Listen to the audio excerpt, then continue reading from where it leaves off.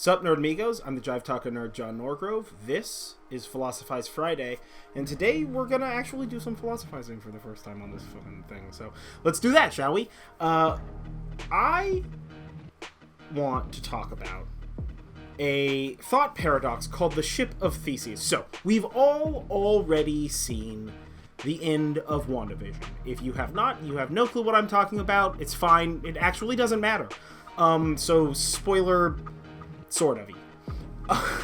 But so Vision poses a question to other Vision. Have you heard of the Ship of Theseus? So, what is the Ship of Theseus? The Ship of Theseus, or sometimes just called Theseus's paradox, is a thought experiment on the metaphysics of identity. So the TLDR on this is basically, this deals with the questions of whether or not an object that has had all of its bits replaced with new bits would fundamentally be the same object. One of the oldest questions in Western philosophy, this happens to be, it has been thought on by the likes of Greek words are not my words. Heraclitus in the Cratylus, whatever, and Plato in Parmenides, and then Plutarch and in Theseus. So let's start with Plutarch. So Plutarch wrote, "The ship wherein Theseus and the youth of Athens returned had 30 oars, and was preserved by the Athenians down to even the time of Demetrius Phalereus. For they took away the old planks as they decayed, putting in new and stronger timbers in their place, insomuch that this ship became a standing example among the philosophers for the logical question of things that grow, one side holding that the ship remained the same, and the other contending that it is not the same ship." So basically what he's saying is, alright, if we have this boat, Theseus's boat, in a museum, and as bits of the boat start to rot and decay, we replace those bits. At a certain point in time, logically, all of the bits will have been replaced with the ship, with new bits of the ship. So is it still, or should it still be considered Theseus' ship, even though it's like basically a brand new ship, having been slowly rebuilt with regard to time? So, when you think about this, one must then ask, at what point does the object lose its identity as the original and become something new, right? So, like, obviously, 100% new boat, not Theseus' boat. 100% old, rotted boat, Theseus' boat, right? Old and busted, new hotness. Yeah, if anybody gets that particular reference, as I was saying, and I didn't get it when I was writing it, but saying it got it for me. So, at what point in time does it change? But if you're going to ask that, you also kind of, like, the way that my mind works on this is, okay, so is it the first piece replaced? This is no longer Theseus' boat? Like that's the easy one, right? But you remove one piece, you replace it with a new piece, different boat. All right, or is it the last piece? Whole new boat, one old gross board. You take that old gross board off, put on new board, different boat. You take that new board off, put on old gross board, again, Theseus' boat, right? So, extrapolating this idea, this thought experiment, what about art repairs? So what about those paintings where, like, it's got a little cracked, so they gotta, like, go in there and they, like, peel the crack up and they put some glue back down on it and they put that down, and, like, this part's a little, like, whatever, smudged or something, so they, like, clean it off with a Q-tip and they go in there and they, like, re-add the line that's always been there because they have 8 million reference photos from the last 100 years and all this kind of stuff. So what about art repairs? At what point in time is a piece repaired beyond the point of it being the original piece? Or what about art cleanings? If we've been looking at the Mona Lisa and come to find out all that sky, it's really red sky, not blue sky. It's just got blue dirt on it, and we gotta clean that off. Is it a different piece? Does it change what the piece was and is? If we find something underneath it, what does it do? So would this apply if we were only removing things like layers or paint? Or what about grains of sand from a pile? Which brings me to the second thought experiment that sort of correlates to the ship of Theseus. So the ship of Theseus is talking about replacing parts of the whole with new parts. At what point in time does this lose its identity as the whole? So the second thought experiment is an experiment called the Sorites experiment, or the paradox of the heap, wherein you are presented with a heap of sand and asked how many grains must be removed for it to lose the label or moniker of heap. So basically, if a pile starts with, we're going to go with a hard number, 1,000,000 grains of sand, right? And so it's a big heap of sand, and you remove one grain, 999,999 grains, is that still a heap? Okay, it's still a heap, that grain's just removed. Alright, so if you remove one more, and one more, and one more, at what point in time does it lose heapness, and it becomes just some grains of sand, like over there, in a group? Right? So, theoretically, if you continue to remove one at a time, and it continues to retain its heapness, then one grain of sand could also be considered a heap of sand, the last grain before it becomes, no longer anything at all. You could also start with a single grain of sand and add up. So one grain of sand, that's not a heap, that's a grain of sand. It's just on the ground right there. If I put a grain next to it, that's 2 grains of sand. I put a third grain right next to it, that's a menage a trois of sand right there. That sand's just being sexy. I put four grains of sand on that. I don't know what that is. That's 2 guys, a lady in a pizza place. Whatever that TV show is. I don't remember. Whatever. Right? So how many times do I add grains until I achieve heapness, right? So that kind of also, because that's additive as opposed to replacing or like subtractive, I thought to myself, okay, so what if Theseus upgraded his ship? Like over 10 years of use after its original launch, he was like removing stuff and upgrading stuff, and he put like armor on the like, oh hey, I know your boat's made out of wood, but like he gets back to port and they're like, hey, we got this new stuff, it's called metal, we're just gonna bang that on the side of your boat. It's even more badass, right? Is it different from the ship? Like, is that still the ship of Theseus? If we removed those upgrades, would it still be the ship of Theseus? If we like, hey, we want Theseus' ship from that first battle. So what if we wanted to remove armor from Theseus' ship? So we wanted first battle's Theseus ship, not the last battle upgraded Theseus ship. Would that still be Theseus' ship, even though what we did was remove the things that he actively chose to add on? So that's sort of like the way that I'm thinking about it. So both of these paradoxes, both the ship of Theseus and the Sorites paradox, would therefore fall within the continuum fallacy, a fallacy that causes one to wrongly reject a vague claim simply because it's not as precise as it could be to define an answer. However, being vague doesn't necessarily imply wrongness, right? So a vague claim would be like a heap. Well, what's a heap? It's ship of Theseus.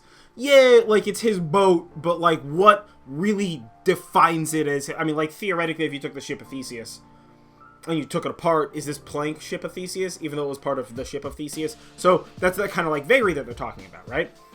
So this fallacy argues that 2 states cannot be considered different, or even can be considered as existing at all, because if between them there exists a continuum of states, so like a gradient, right? Basically, if there is a continuous state change between 2 states, between ship of Theseus, not ship of Theseus, if there's a gradual state change, or between not a heap of grains and a heap of grains, we're removing one at a time, a gradual and continuous state change between the 2 states, one would be unable to draw a distinction between those 2 states because they are linked continuously in a continuum. I know we're using the word continuum a lot. This is not like a Q continuum, although it might be like that Western Q continuum, probably not like that Southern Civil War Q continuum, if you know what I'm talking about. But it's more like a color gradient is the best way to think about it. So the Sorites paradox refers to situations where there are many different states, right? 1 is a state, 2 is a state, 3 is a state, 4 is a state, or working backwards, 1,000,000 is a state, 999,999 is a state, so on and so forth. We've all played 99 bottles of some stuff on the wall, right? So as the Sorites paradox refers to its situations as having different states, while the continuum fallacy refers to a situation where there is, or at least appears to be, a continuum of states. Logically, the continuum fallacy would apply less to something like the ship of Theseus or the Socrates paradox, simply because it's not as gradual a gradient because there's individual steps, right? So, but what that brings up is whether or not any continuums actually exist in the real world, which isn't honestly a question for us to answer. That is actually a question for physicists to answer. While I was doing research on this, behind the scenes look, I went down like a whole path. There was a whole path on this one.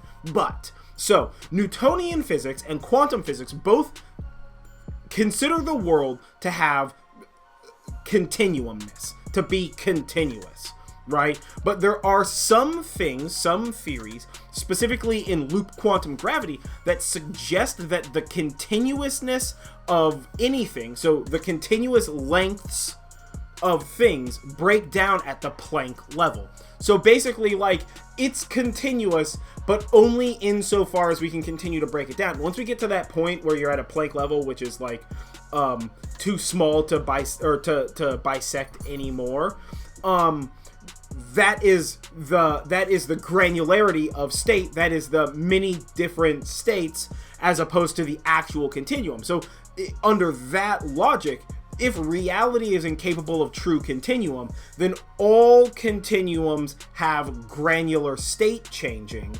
So then you have to ask yourself whether the continuum fallacy would or would not apply to something like the ship of Theseus or the Socrates paradox, where within they have logical granularity. A board is removed and replaced, or a grain of sand is removed or added, depending on which direction you want to approach the heap from. Right? So these are discrete or different states that are nearly identical to the states nearest it in the continuum. That's what that means. Think of it like the circle. It's like, okay, you have a 10-sided polygon. Oh, well, then you have a 100-sided polygon. Well, it's looking a little bit more smooth. And then you have, it's like area under and above the circle to figure out calculate for pi in calculus kind of a thing. But we actually just recently watched a thing about that. But so let's ignore the continuum fallacy, right? As it does and does not answer its own question because of the relative continuousness of the continuums within which we're talking about, is probably the right way to say that, roundly. Let's make it even simpler. All right, what about you? Some people say that every 7 years our body has completely replaced all of its cells, so that makes you a completely different person from 7 years ago. Now, for true time, that's a whole ass lie. Many cells in our bodies have lifespans ranging from days to months to years to stuff like brain cells, specifically some found in the cerebral cortex, that are never replaced. When they die, they're just dead there, and they never get like replaced by anything. So you have brain cells, and then sometimes they die, and you're just like a little dumber, I guess. But you can still like theorize at what point in time would you be you. I mean, theoretically, like, you have a break in your active, jumping back into the fallacy, the continuum fallacy, you have a break in your conscious awareness of reality every time you go to sleep. So would you consider yourself continuously conscious? Would you consider your consciousness a continuum or a series of continuums that you like remember yesterday and you like know what you ate and stuff, and that affects who you are today, but it's not actually the same person? So is you from yesterday different from you from right now or today, or the you that's listening to this? But then again, if I'm adding knowledge to your face by you watching this video, are you the same you that began watching this video when you didn't have that knowledge, because now you upgraded with that knowledge? So you see where this gets kind of like, I don't know, dumb and ranty probably, but a common response to these philosophical paradoxes, I don't know what the plural of paradoxes is, but I'm gonna go with paradii. These paradii and fallacy and such would be to create fixed boundaries or an acceptable amount, right? So I'm thinking, okay, let's say a heap begins at 100 grains of sand, right? So, therefore, if we start with 1,000,000 grains of sand, and we remove grains down all the way to 100 grains, it's still a heap. But you remove one more grain, 99 grains, it loses its heapness. It's no longer heap. Look at that pile of sand, not even a heap. It's just a pile or whatever the fuck, right? So heapness is attained and lost at the 100th grain of sand. Okay, so if 100 grains of sand is our cutoff for a heap, what about using that as an example to judge the ship of Theseus? So if we're replacing ship of Theseus bits, right? If the ship of Theseus is a grand sum total of 1,000,000 bits to be replaced, and we have assumed that it will retain its Theseusness, its Thesiosity, until we're down to 100 grains, the fixed boundary for heapness. We're applying heaps to ships, guys. Philosophizing. That would be 1/10,000th of its original parts. As long as we don't drop below 1/10,000th, we're fine. So 1/10,000th of its original parts. I have no clue what kind of ship the ship of Theseus was. I am not a historian or a philosopher or a mathematician. I am an asshole screaming at you on a computer screen. So, I looked up the Olympias trireme, which is like this sort of science archaeology endeavor to like build a Greek trireme ship as accurately as possible for museum-y purposes and stuff. It looks really cool. I've spent a lot of time reading that and not studying the thing that I'm supposed to be talking about because it was tight. But that ship weighs approximately 47 tons, which is 47,000 kilograms, or 103,617 pounds, freedom units. So using our fixed boundary of 100 grains makes a heap. All right, the ship will retain its Theseusness. Yeah, its Theseusness until the original material weight drops below 10.36 pounds. So, the ship of Theseus stopped being the ship of Theseus as soon as we get below 10 pounds. We solved that problem. Assuming that the heap thing was right and that the math was right, and honestly, we didn't solve anything. That's just us making up an answer because that's what fixed boundaries are. We fix a boundary because that instantaneously nullifies the continuum fallacy, because we've now decided to remove the vagaries that allow the continuum fallacy to be fallacious or what have you, exist, right? So we've now made a hard stop for with which to make that change. But the question I'm posing for you is, how many grains must you remove for it to be no longer a heap? How much of the ship of Theseus can be replaced and repaired before it's no longer Theseus's ship? Are you the you that woke up yesterday, or are you a different you?